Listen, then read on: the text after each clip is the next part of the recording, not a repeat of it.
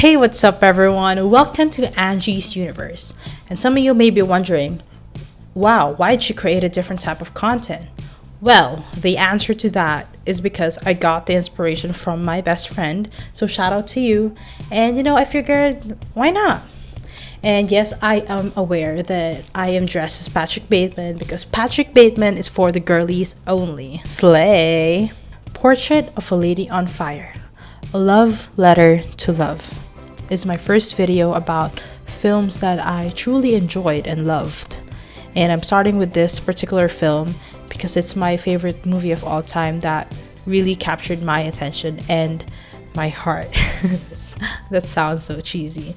Anyways, you guys can check out my letterbox, and you can give me a follow too. Letterbox is a great way to keep track of your movies that you've watched, movies that you've truly enjoyed, and you can give them a rating and a review also. So I'm not sponsored by Letterbox, but yeah, I love Letterbox.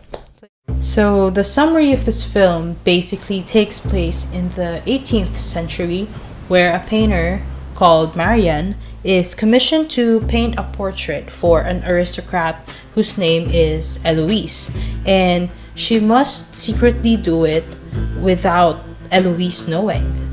And eventually, they start a love affair. Where do I even begin how much I love this movie? This movie is between an artist's and her muse's passion that just simmers away until they work together to build a space where it can prosper, even if it's brief. And this encapsulates their prolonged piercing gaze exchange, in which the two women, Marianne and Eloise, get to know each other's body language, their expressions, and bodies with rousing intimacy. And it develops in an exquisitely tense manner, leading to the formation of both a euphoric love story and a subversive creative collaboration.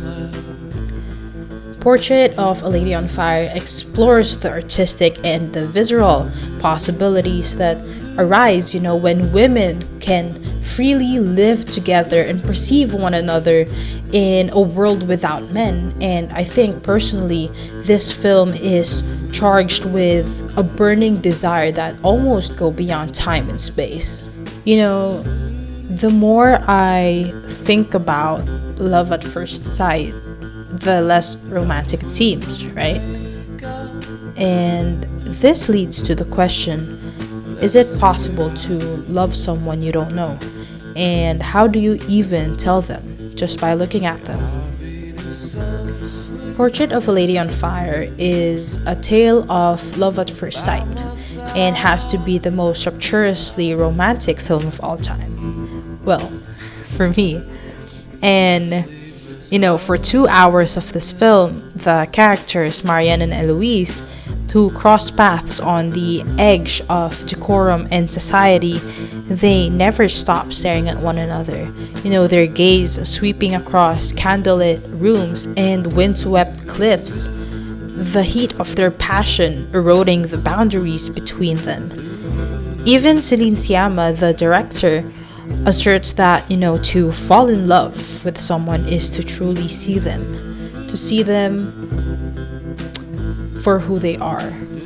And it takes time and focus to actually see them, and finding them only starts with that initial glance.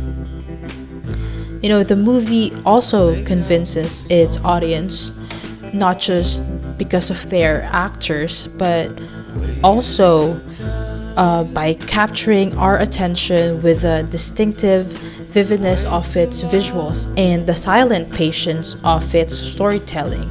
And what we are watching is a mutual and very gradual romance between Eloise and Marianne. Another thing I love about this film is the artist's deception that serves as both a metaphor and a turning point for the awkward blossoming love affair.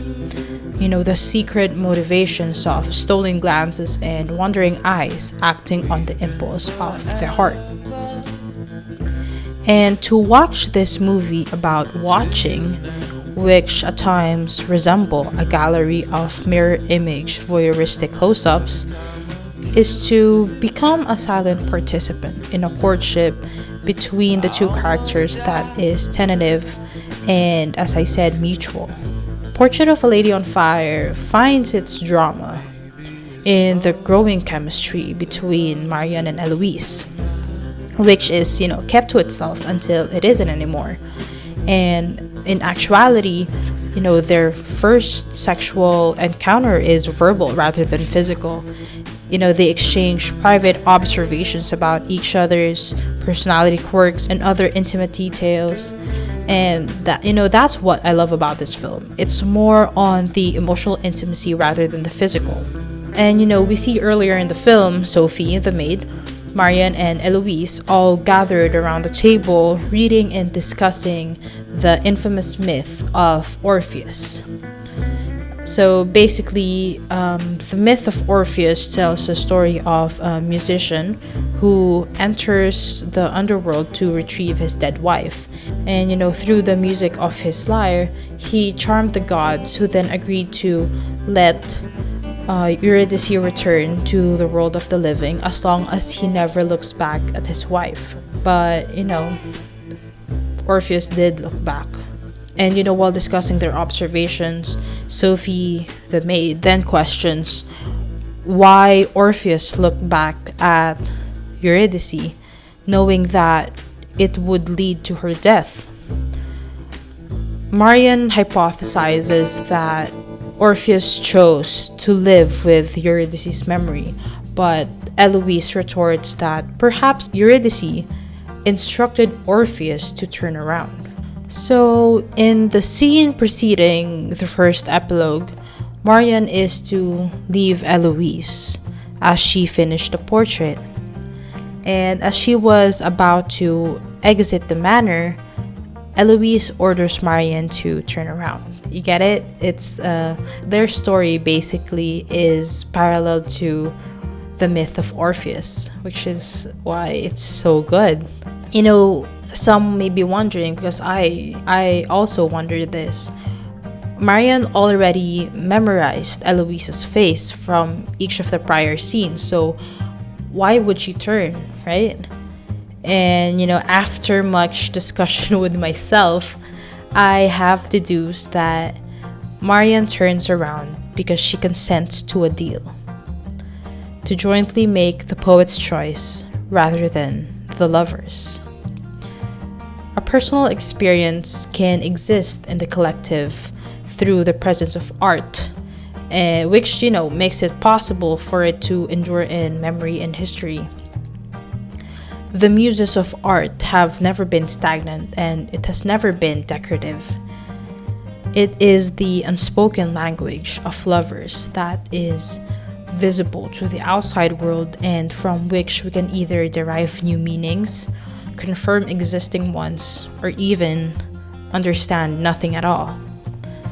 It is a way of communicating with the world around us, a dialogue across both time and space. In the final scenes of the film, Marian and Eloise reunited again through works of art. Marian sees Eloise as a painting in an art gallery. And when the orchestra begins to play the presto movement from Vivaldi's The Four Seasons summer section, we watch through the lens of Marian's adoration as Eloise experiences happiness that melts into tearful regret. Eloise sees Marian as she listens to the orchestra. The audience, us, like Marian, is not explicitly told what Eloise was thinking, but there is validation that their now past time together was as significant to her as we assume. And it's what makes the end of Portrait so passionate, and what makes the final cut to silence so agonizing.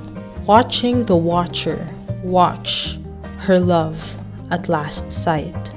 Portrait of a Lady on Fire is a bittersweet tribute to love and art, and I have never seen nor experienced anything as intense and as beautiful as this film. It depicts love as an ongoing emancipation, even in its evident dissolution. This film fights for a love that will always have a future. Love that becomes art in its silent gaze, and art that becomes love. So, if you're still listening, thank you so much for enduring my long ass rant. And I really hope you enjoyed this video as much as I did. So, yeah, thanks again, and I hope to see you next time.